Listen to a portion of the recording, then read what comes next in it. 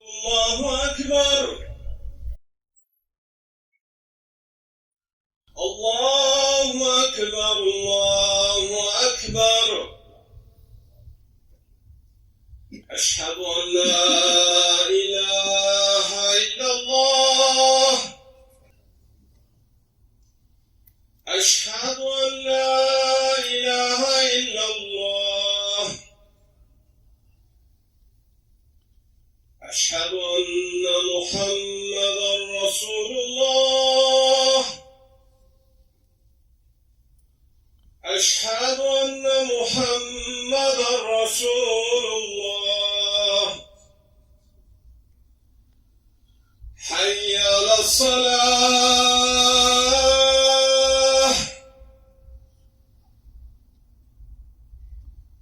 حي على الصلاة.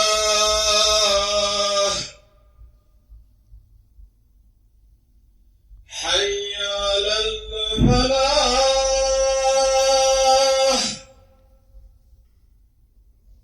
حي على الفلاح. الله أكبر. الله أكبر. لا إله إلا الله. ونستعينه ونستغفره ونعوذ بالله من شرور أنفسنا ومن سيئات أعمالنا. من يهده الله فلا مضل له ومن يضلل فلا هادي له. نشهد أن لا إله إلا الله وحده لا شريك له ونشهد أن محمدا عبده ورسوله وصلوات الله وسلامه على رسوله محمد وعلى آله وأصحابه الطيبين الطاهرين وعلى أتباعهم والتابعين ومن تبعهم بإحسان إلى يوم الدين. يا أيها الذين آمنوا اتقوا الله حق تقاته ولا تموتن إلا وأنتم مسلمون. يا أيها الناس اتقوا ربكم الذي خلقكم من نفس واحدة وخلق منها زوجها وبث منهما رجالا كثيرا ونساء. أيها الناس، قال الله تبارك وتعالى في كتابه الكريم: أعوذ بالله من الشيطان الرجيم. بسم الله الرحمن الرحيم. ألا لله الدين الخالص. صدق الله العظيم. Bugünkü cümle hutbemizin mevzusu İhlas hakkında olacaktır.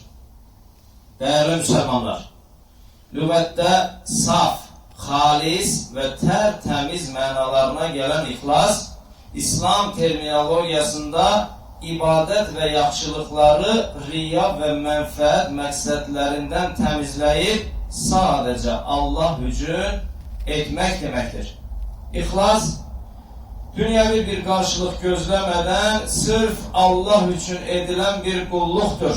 İhlas, nifak ve iki üzrülükten uzak olan bir kalp temizliğidir. İhlas, Allah rızasına esaslanan ağıl ve kalbin əvəzsiz, qərəzsiz əməlidir. İhlas, olduğu kimi görünmək veya göründüğü kimi olmaktır. İhlas, insanın bütün varlığı ve mənliği ile Allah'a kulluk etmesi ve kulluğunda ondan başkasını düşünmemesidir. İhlas, azları çok eden, dayazları derinleştiren ve dünya ve ahirette bizi sevindirecek nimettir. İhlas, en mühim esas, en büyük kuvvet, en məqbul şefaatçi, en sarsılmaz istinad noktası, en kısa hakikat yolu ve en saf bir ibadettir. İhlas ibadetin ruhudur. Necə ki ruhsuz beden ölü sayılır, eləcə də ihlassız əməl heç bir değer ifade etmir.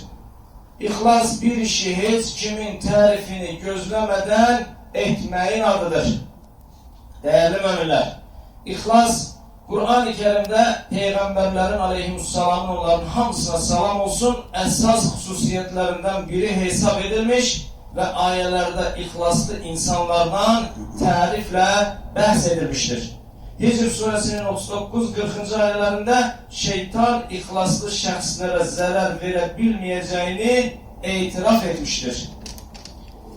Kur'an'da 10 yerde tekrar edilen muhlisine lehuddin, yani dini yalnız Allah'a məxsus etmək ayəsi biz Müslümanlardan saf tövhid inancını şirk və riya ilə zədələməməyi istəməkdədir.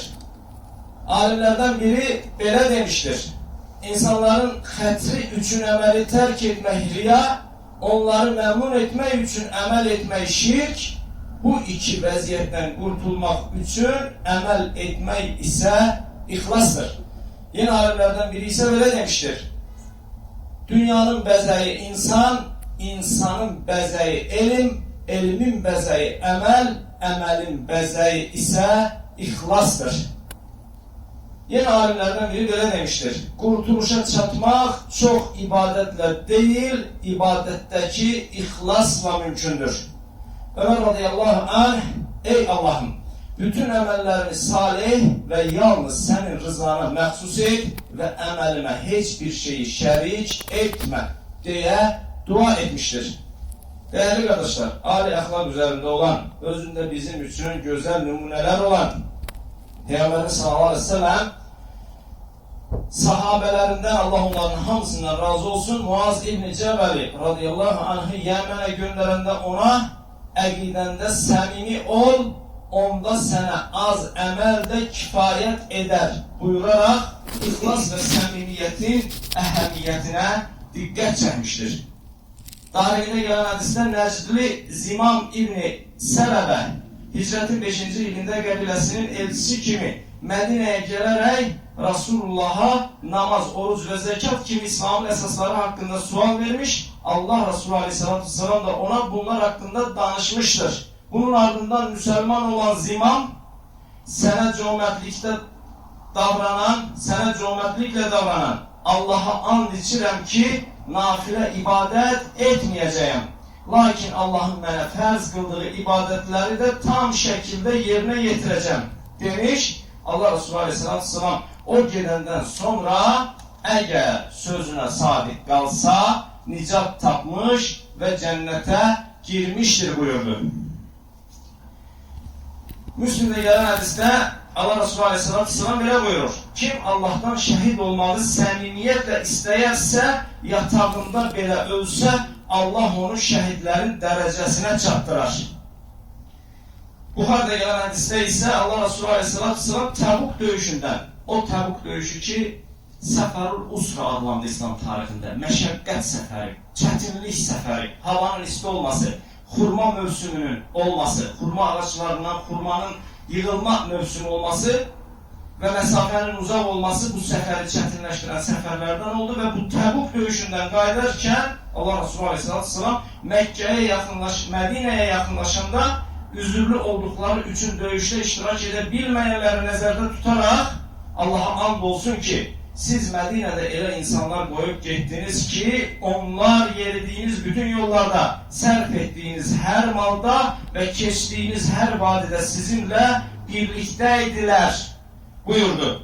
Sahabeler, Allah onların hamısından razı olsun, təəccüblə, ey Allah'ın Resulü, onlar Medine'de iken necə bizimle birlikte olabilirler? Yani eyni bizim kazandığımız savabı kazanabilirler deyəndə Allah Resulü Aleyhisselatü Vesselam onlara üzürleri mane olmuştur cevabını verdim. Değerli kardeşler, ister birinci hədisdə gelen bir nefer səmimi qəlbdən hətta şəhid olmağı istəsə belə, yataqda da ölsə şəhid olar, Allah onu şəhid məqamına ucaldar hədisi istərsə də indi okuduğumuz Buxarda gelen Medine'de müəyyən üzürləri sebebiyle evlerinde kalıp Təbuk səfərində iştirak edebilmeyenlerin iştirak edenlerle eyni savabı kazanma hadisi bize ihlasla, səmimi, qəlbdən keçirərək, eğer bir Müslümanın bir şeyi qəlbindən keçirmesi, hatta onu fiziki əməl olarak etməsə belə, Allah katında eyni savabı kazanacağına işaredir ve bir müjdedir. Nesai'de gelen hadiste bir adam Peygamberimizin Aleyhisselatü Vesselam'ın yanına gelerek ona şöhret ve kazanç, yani ganimet elde etmek için dövüşen bir şəxs hakkında ne deyirsən diye sual verdi. Resulullah sallallahu aleyhi ve sellem onun için hiçbir şey yoktur diyerek böyle bir şahsın mükafat elde edebilmeyeceğini bildirdi ve ardından böyle buyurdu. Allah ancak samimi bir şekilde sadece onun için ve onun rızası hatırına edilen emeli kabul eder. Değerli kardeşler, bizim Azerbaycanca'da İhlas kelimesiyle eyni kökten olan bir kelime var. Halis kelimesi. Ve biz o halis kelimesini daha çok ne için istifadə edirik? Bal için. Halis olmayan bir balın değeri qalar mı? Vallahi qalmaz. Halis olan 1 kilo bal, halis olmayan 100 kilo baldan müqayisədə ağlı başında adam üçün üstün olar, değil mi? Eynən də değerli kardeşler, zərrə qədər ixlaslı əməl Rabbimizin nəzərində içinde ihlasın olmadığı çok böyük əməllərdən daha değerli olar. Allah bize az da olsa ihlaslı əməl sahiblərindən olabilmeyi nəsib eylesin.